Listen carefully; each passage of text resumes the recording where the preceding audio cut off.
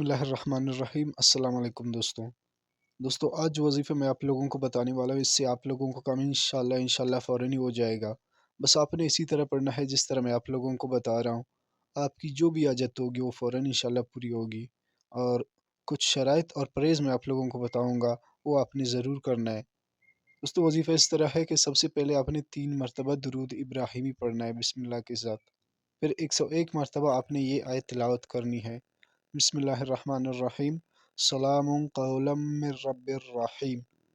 इस आयत के साथ अगर आप हर बार बिस्मिल्लाह पढ़ेंगे तो बहुत ही अच्छा होगा, वगरना एक मरतबा पढ़ना भी काफ़ी है। 101 मरतबा सलामुन कौलम मिर रब्बिर रहीम पढ़ने के बाद आपने आखिर में 3 मरतबा दुरूद इब्राहिमी फिर पढ़ना है। और इस वजीफ़े को आपने फ़जर या इशा की नमाज़ के बाद पढ़ना है। 21 दिन तक आप इस वजीफ़े को जारी रखें। यकीन मानें इंशाल्लाह 21 दिन से पहले आप लोगों की जो भी हाजत होगी वो इंशाल्लाह पूरी होगी।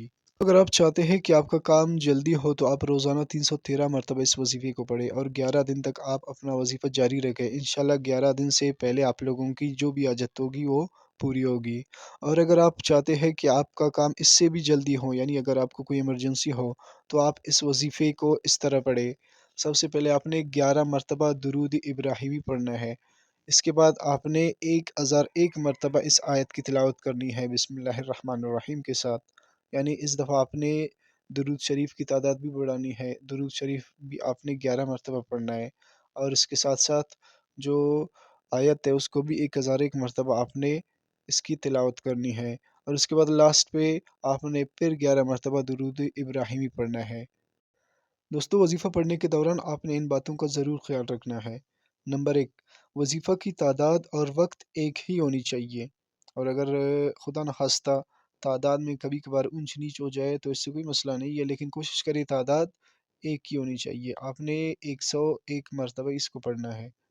और अगर कभी-कभार हो सकता है 102 या 100 मरतबा पढ़े, तादाद में गलती हो जाए तो मसला नहीं है, इससे आप अपने आप को परेशान नहीं करें। लेकिन कोशिश करें आप अपना जो है कंसंट्रेशन वज़ीफ़े पे करें, जब तक आप तवज्जो से नहीं पढ़ेंगे तो आपसे मिस्टेक हो जाएँगे। आप तवज्जो के साथ पढ़ें तो आपसे इंशाल्लाह कोई गलती नहीं होगी। तो पहला शर्त यही है कि आपने वज़ीफ़ा जो है उसकी तादाद और मुकर्ररा वक़्त पे पढ़ना है। नंबर 2, आपने दौरान वज़ीफ़ा फ़राइज़ और सुन्नत जो नमाज़ है इनको कज़ा नहीं करना है। और खुदा न ख़ास्ता अगर कभी नमाज़ कज़ा भी हो जाए तो आपने फ़ौरन कज़ा पढ़नी है। नंबर 3, ऊँटनी की दूध और गोश्त से आप परहेज़ करें। इससे आप लोग बिल्कुल परहेज़ करें, क्योंकि जब आप इसका इस्तेमाल करेंगे तो आपके जो वज़ीफ़े की तासीर है वो कम होगी। अक्सर उलमा यही बताते हैं कि परहेज़ में आपने ऊँटनी की दूध और गोश्त से मुकम्मल परहेज़ करना है। गाय के गोश्त और दूध से भी परहेज़ करें तो ज़्यादा बेहतर होगा। और अगर उससे आप परहेज़ नहीं कर सकते तो कम से कम ऊँटनी की दूध और गोश्त से मुकम्मल आप परहेज़ करें। नंबर 4, फ़ारिग औकात में आप इस्तिग़फ़ार की कसरत करें। आप कसरत से इस्तिग़फ़ार पढ़ें और अगर हो सके तो दुरूद शरीफ भी पढ़ें, दुरूद इब्राहिमी पढ़ें या कोई और दुरूद शरीफ पढ़ें। लेकिन आपने इस्तिग़फ़ार की कसरत करनी है और दुरूद शरीफ भी कभी-कभार पढ़ना है। नंबर 5, तहज्जुद नमाज़ का एहतमाम करें। कोशिश करें तहज्जुद नमाज़ का एहतमाम करें। अगर आप रोज़ाना तहज्जुद नमाज़ नहीं पढ़ सकते तो कम से कम हफ़्ते में 2 दफ़ा आप तहज्जुद नमाज़ ज़रूर पढ़ें। इससे आपकी रूहानी ताकत बढ़ेगी, जिससे आपकी जो वज़ीफ़ा है उसमें तासीर पैदा होगी।